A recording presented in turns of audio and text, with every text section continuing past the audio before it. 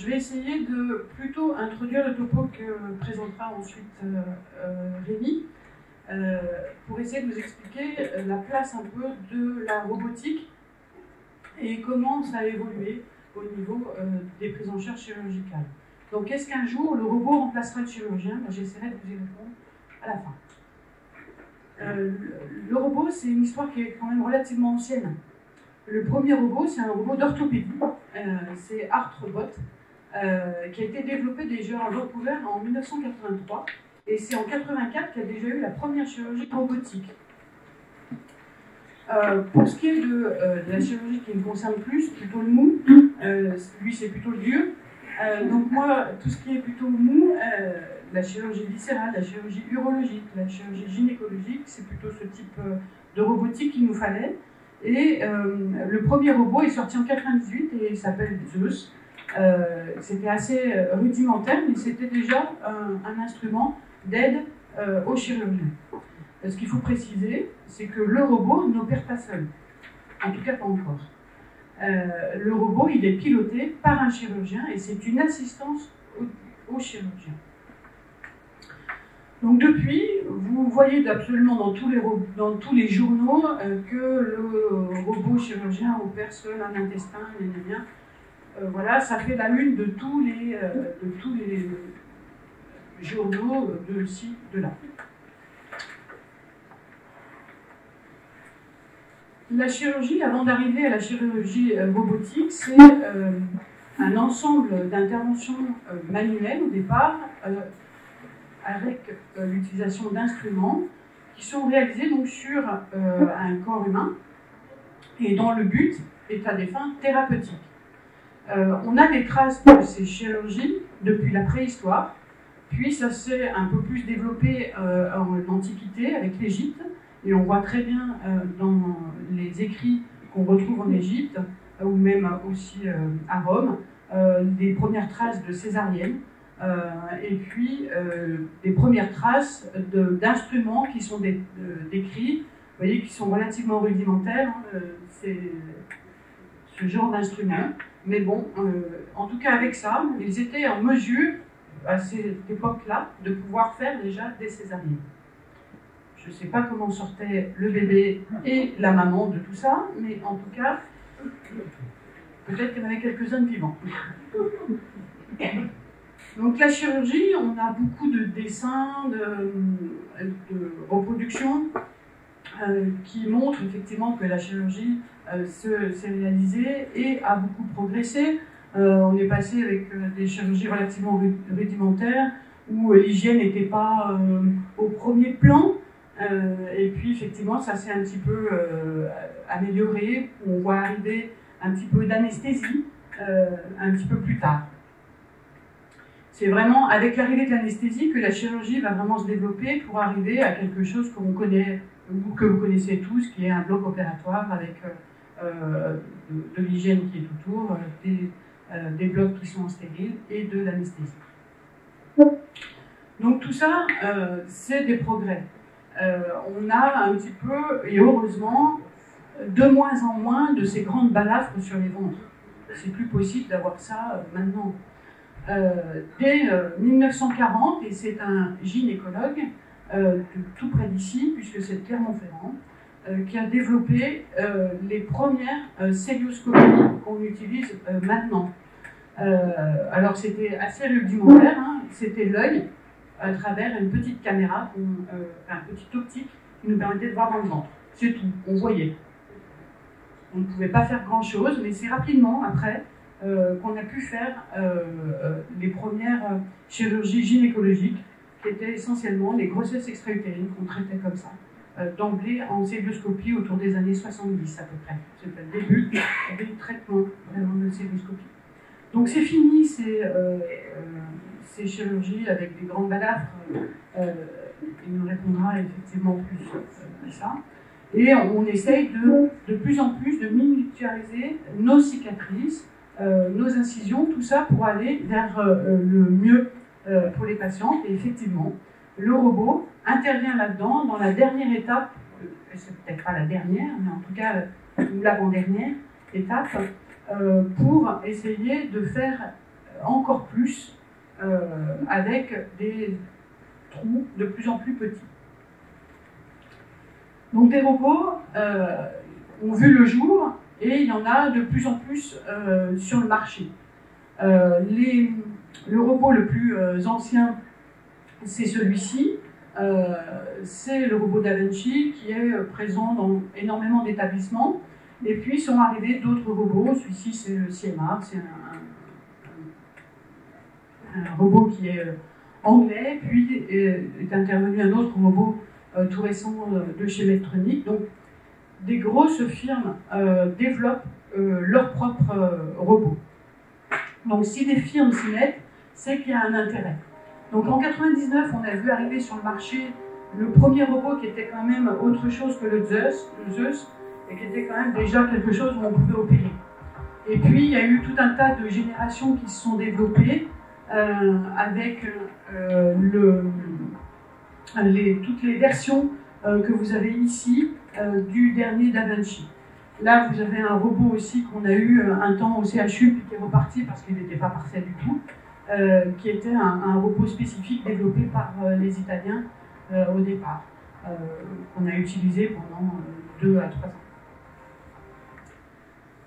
Donc en 2022, on compte maintenant, on peut acheter 4 robots sur le marché.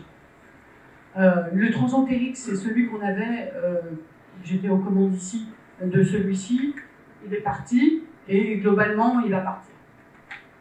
Le Da Vinci, c'est celui qui est le plus répandu de très loin parce que le plus ancien, et c'est celui-ci que nous allons avoir au CHU en 2 exemplaires, puisqu'on en a déjà un, et qu'on va donc avoir un deuxième. Et le CMR, et enfin le Medtronic, qui est le dernier arrivé sur le marché, et qui est probablement le plus concurrentiel avec le Da Vinci. Donc à Saint-Étienne, on travaille essentiellement avec le Da Vinci maintenant. Donc c'est un robot qui est principalement utilisé depuis longtemps et en premier par l'urologie, puis la gynécologie rapidement, et puis maintenant la chirurgie viscérale qui développe ça. Mais le robot est de plus en plus utilisé pour la chirurgie thoracique. L'ORL, son robot, puis maintenant l'ophtalmologie va avoir son robot aussi. Donc c'est une utilisation qui est maintenant un peu incontournable dans chaque chirurgie. Donc on travaille avec des bras de robots qui sont installés sur le patient. Autour du patient, eh bien, il y a des infirmières, il y a des assistants, et le chirurgien est installé sur une colonne de ce type, assis dans un fauteuil, et puis il travaille à manipuler du coup ces instruments lui-même, ici, avec une vision qui se fait dans ce petit boîtier-là, qui nous permet de voir en 3 dimensions. C'est ce que, ici, vous voyez qu'on travaille, c'est nous qui bougeons les bras. En l'occurrence, vous ne voyez pas, vous, d'image 3D, vous voyez que du 2D dans un film. Donc c'est un matériel qui est extrêmement bien rodé, qui est utilisé énormément aux États-Unis. Aux États-Unis, ça a été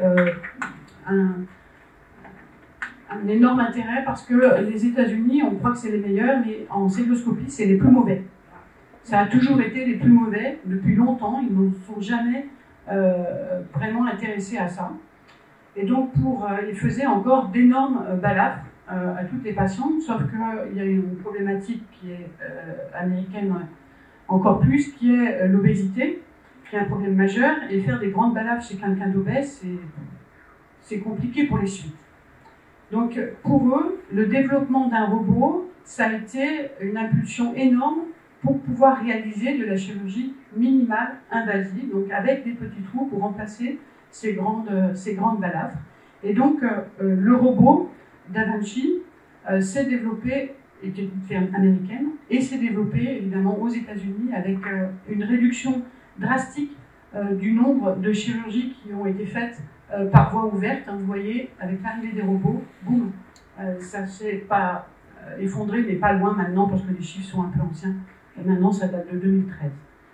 Donc, c'est un robot qui tourne bien, qui fonctionne bien, et pour ce qui est de l'urologie, en tout cas, maintenant, c'est un incontournable. Il n'y aura pas de chirurgie probablement de prostate sans utiliser un robot maintenant. D'abord, ils ne savent plus faire autrement.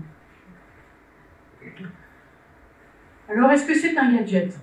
Non, ce n'est pas un gadget. Utiliser un robot, c'est limiter les cicatrices, et parfois même, on peut arriver à ne pas faire de cicatrices abdominales.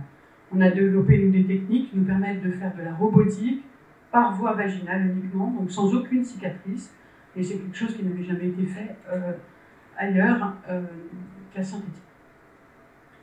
Donc ça a conduit, en faisant ces petites incisions, à faire moins de douleur, à faire moins de consommation d'antalgiques. C'est des patientes qui repartent du coup plus facilement chez elles, et donc des patientes qui sont évidemment satisfaites, et ça on l'a évalué avec une satisfaction très importante des patients.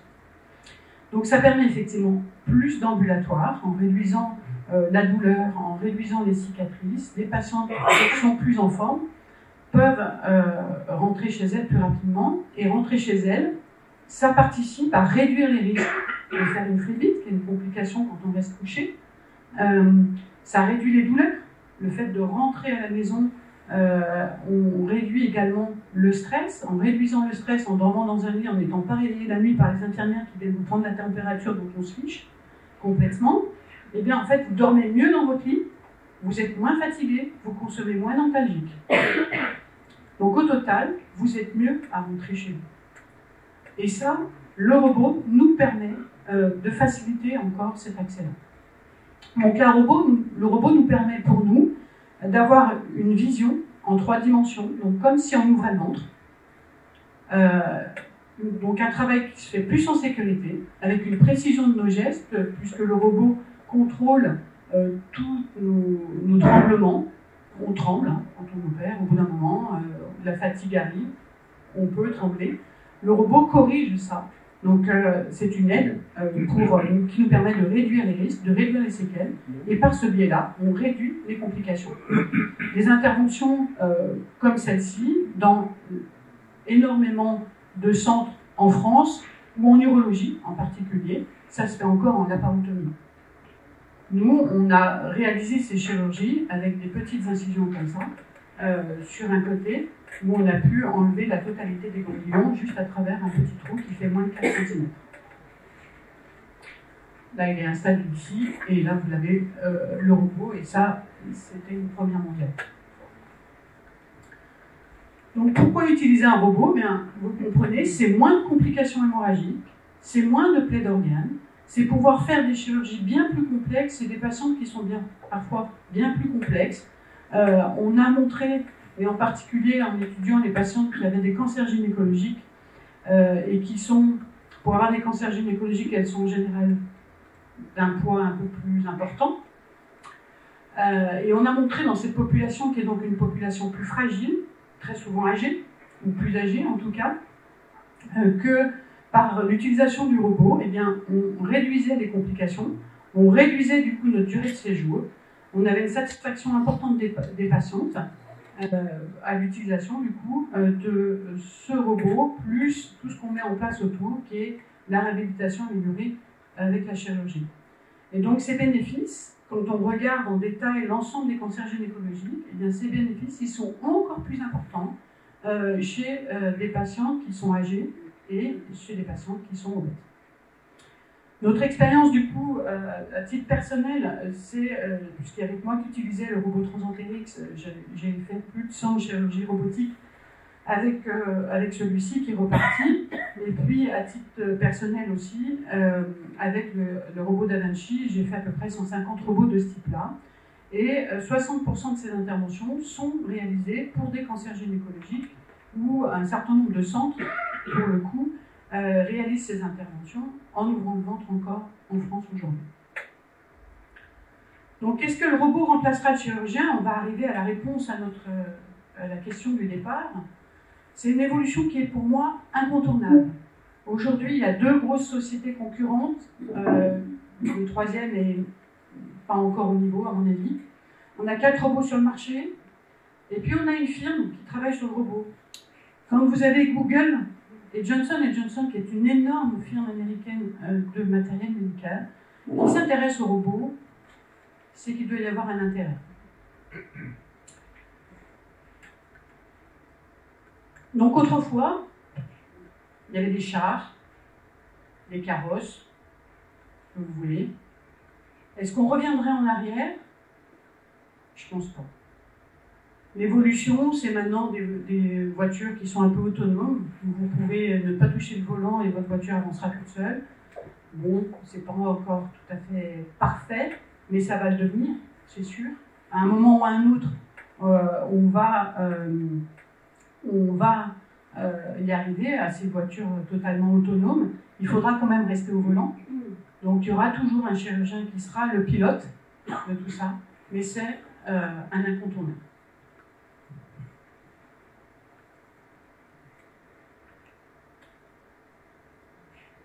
Voilà, je vous remercie.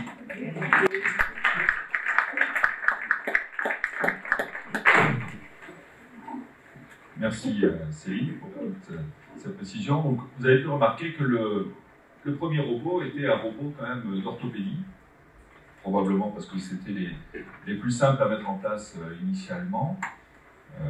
Mais la robotique a vraiment commencé en effet, comme tu l'as dit, avec la chirurgie orthopédique, avec l'objectif de mettre en place des prothèses, et même initialement avec l'objectif de faire ce que l'on appelle des ostéotomies, c'est-à-dire quand on redresse la jambe pour ralentir l'évolution arthrosique.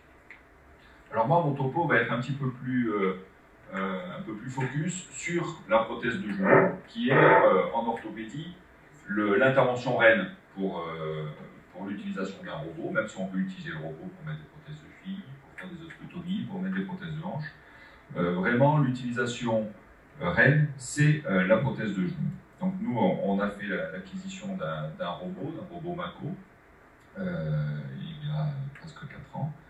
Et on a actuellement la plus grosse expérience sur le territoire français en termes de volume de prothèses robotisées réalisées. Je vais vous expliquer donc concrètement sur la prothèse de genou pourquoi on s'intéresse à cette indication. En réalité, on est beaucoup en retard sur les États-Unis. Aux États-Unis, il se met 2 prothèses de genou pour une prothèse de hanche. C'est-à-dire qu'il se met 2 fois plus de prothèses de genou que de hanche. Et en France, c'est le contraire. Alors on ne sait pas trop pourquoi, mais en réalité, c'est surtout, comme l'a dit Céline, aux États-Unis, il y a beaucoup d'obèses. Et l'obésité est une des premières causes de mise en place de prothèses de genou.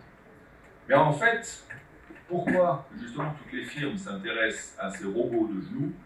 C'est parce qu'actuellement en France, grosso modo, il se met entre 100 et 120 000 prothèses de genoux par an. Les projections pour 2030 sont au minimum à 300 000. C'est-à-dire qu'on a une augmentation majeure de ce type d'indication. Spontanément, on va, d'ici 5 ou 6 ans, mettre 3 fois plus de prothèses de genoux qu'on ne met actuellement. Donc du coup, forcément, les laboratoires s'y intéressent et veulent développer des instruments performants pour qu'on puisse tenir à la cadence. Alors, le but de la prothèse de genou, je vais être assez bref, c'est de restituer un genou stable, indolore, qui permet de plier au-delà de 110 degrés, d'accord? On dit qu'au-delà de 110 degrés, on a une activité tout à fait normale, et surtout avec des implants qui soient bien positionnés et qui restent bien fixés dans le temps pour que les patients puissent les garder le plus longtemps possible. Donc là, vous voyez l'anatomie du genou natif avec la rotule, le tibia et le fémur, quelque chose d'assez simple. Et vous voyez ce que peut donner un genou arthrosique. Un genou arthrosique, c'est un genou qui va se déformer, qui va s'user, qui va avoir des surfaces cartilagineuses qui vont complètement disparaître. Ça va générer des douleurs à la marche, puis des douleurs au repos, puis des douleurs la nuit, et des gonflements, des genoux qui vont avoir des mobilités qui vont se réduire. Donc, vous voyez, on a différents types de déformations. On a des déformations, votre médecin pourra vous dire, vous avez les jambes arquées ou les jambes en X. Le terme technique, c'est le valgus ou le varus. Et la prothèse de genou, vous voyez, correspond à ce type d'implant. On a une partie fémorale qui vient s'impacter sur le fémur, on a une partie tibiale, et au milieu, on a une pièce d'usure en polyéthylène hautement réticulée. L'objectif va être de mettre cet implant à la bonne place, en faisant les libérations ligamentaires nécessaires, en étant le moins agressif possible pour le genou, pour que tout cela se passe au plus vite, pour le mieux, qu'il n'y ait pas trop de saignement, et surtout que les implants soient en bonne position pour durer dans le temps. Un implant qui n'est pas bien positionné va s'user de manière anormale, rapidement, et va donner lieu à un échec précoce. Alors les techniques conventionnelles utilisaient, comme vous pouvez voir, des grands clous que l'on met dans l'axe soit du fémur, soit du tibia, mais des deux en réalité, ce que l'on appelle des visées centromédulaires. Ça permettait de trépaner l'axe osseux, mais ça a donné des douleurs parce qu'on est obligé de creuser jusqu'en haut dans le fémur et en bas dans le tibia. Ça a donné des saignements importants, etc. Et si vous voulez, l'objectif de cette trépanation était de retrouver, grosso modo, l'axe qu'il fallait donner à la jambe. Ces techniques conventionnelles, quelles que soient les études, quels que soient les implants, donnent en moyenne des résultats et des taux de satisfaction entre 65 et 70%. C'est pour ça qu'il est apparu dans les années 2000 ce que l'on appelle la navigation. La navigation, c'est une assistance informatique pour positionner les implants et pour restituer l'axe du membre. Donc, ça permettait d'optimiser un petit peu les résultats en se projetant sur le positionnement du membre et en approchant de manière plus précise le positionnement des implants et du membre. Donc, vous voyez, il y a l'utilisation d'une caméra infrarouge, on met des capteurs optoélectroniques sur le membre, et tout cela est intégré dans un logiciel qui va calculer à peu près comment il faut qu'on positionne les implants, à quel endroit, quelle est la hauteur de la coupe tibiale qu'il faudra faire, etc. Donc cette navigation nous a permis de progresser. Nous, c'est quelque chose, là aussi, qu'on a utilisé depuis les années 2002 à Saint-Étienne. Ça nous a permis de progresser. Tous les résultats ont montré que ça permettait d'améliorer les résultats lorsqu'il y avait des grosses déformations et que c'était intéressant pour les cas difficiles, mais le bénéfice pour les cas simples, classiques, n'a pas été vraiment prouvé. Pourquoi? Parce qu'en réalité, il persiste une imprécision qui est liée à la manipulation même des implants. C'est-à-dire que quand vous tenez une scie, quand vous voulez positionner les implants, on travaille, la main de l'homme travaille à 2-3 mm près. Et c'est là où vous allez voir que le robot a été d'une importance et d'un apport fondamental, parce que le robot nous permet de travailler à 0,2 mm près. C'est-à-dire que l'on a une précision qui augmente de 10 fois. On passe de 2 mm à 0,2 mm en moyenne. Alors, ce robot, en réalité, il permet d'associer la navigation, qui est un bon outil pour naviguer, pour objectiver et puis pour se projeter sur le positionnement de l'implant, mais surtout, il permet de gommer l'ensemble des imprécisions liées à l'utilisation des instruments. Le robot, c'est ça. Le robot, c'est un bras robotisé qui va travailler à 0,2 mm de précision, en intégrant l'épaisseur de la lame, en intégrant tout. C'est-à-dire que ce bras robotisé, en réalité, il est complètement autonome, et ce bras robotisé, il va venir réaliser l'ensemble des coupes que l'on a prédéfinies au préalable. C'est-à-dire que, comme a dit Céline, il y a un acte intellectuel, et cet acte intellectuel va, réalisé par le chirurgien, va définir le positionnement, que le chirurgien soit optimal pour la prothèse. Et ensuite, c'est le robot qui va réaliser les coupes. C'est-à-dire que si le chirurgien il pense à l'envers, ben, la prothèse elle va continuer à être posée à l'envers. Le robot va mettre la prothèse exactement comme le souhaite le chirurgien. Donc il ne faut pas oublier en amont l'ensemble de l'acte intellectuel qui permet d'analyser le dossier, le genou du patient, et qui permet de définir précisément le positionnement de l'implant souhaité par le chirurgien. Et ensuite, c'est le robot qui va réaliser. Donc il existe différentes étapes de planification, des étapes avant l'intervention, des étapes pendant l'intervention avec la réalisation d'une cartographie péropératoire qu'on appelle le bone morphing, et puis ensuite, ça c'est le pré-op, ça c'est, vous voyez, le logiciel qui pendant l'intervention va nous permettre de définir exactement le positionnement qu'on veut de la prothèse, en définissant les axes, en définissant, vous voyez, les tailles des implants, en ayant ici intégré les petits débords osseux préexistants liés au patient. Et ça, c'est le bone morphing, c'est-à-dire que c'est la cartographie qu'on fait durant l'intervention. Et le système, de toute manière, il se bloque si jamais la précision, elle est supérieure à 0,3 mm. Donc, vous voyez, la précision ne peut pas être supérieure à 0,3 mm. Donc là, on définit l'implantation, on fait toutes les analyses des ligaments, ce qu'on ne pouvait pas faire avant. Le bras robotisé, il est juste activé par le chirurgien, mais il est complètement autonome. Il y a des limites de sécurité et les lames de scie ne peuvent pas aller au-delà, ce qui apporte une sécurité évidente au système et qui nous permet d'éviter de faire des décollements intempestifs. Et alors les intérêts prouvés, ce sont des intérêts prouvés, c'est-à-dire que c'est des énormes études américaines qui ont été réalisées. Le premier, c'est la réduction de la consommation de morphine de 50% dans les 3 jours post-opératoires. Ça permet d'éviter l'ensemble des complications liées à la consommation de morphine, rétention aiguë d'urine, troubles de la conscience, dépression respiratoire. Deuxième intérêt, diminution du saignement de moitié, parce qu'on ne fait pas de décollement, on n'est pas agressif, on n'est pas obligé d'aller décoller tout le tour du genou, parce qu'on fait confiance au robot. D'accord? Et du coup, on a un saignement qui diminue de moitié. Troisième intérêt, c'est la réaction inflammatoire après la chirurgie. Étant donné qu'on ne fait que très peu de décollement, on ne va plus mettre des énormes écarteurs qu'on mettait tout autour du genou, on ne décolle plus, la réaction inflammatoire est diminuée de moitié en post-opératoire et tous les marqueurs biologiques le montrent.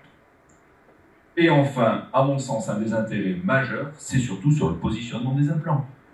Une telle technique permet de garantir de manière systématique un positionnement optimal de l'implant, décidé par le chirurgien selon ses réflexions préopératoires, mais cela nous permet de garantir avec une précision, comme je vous ai dit, inférieure à 0,3 mm.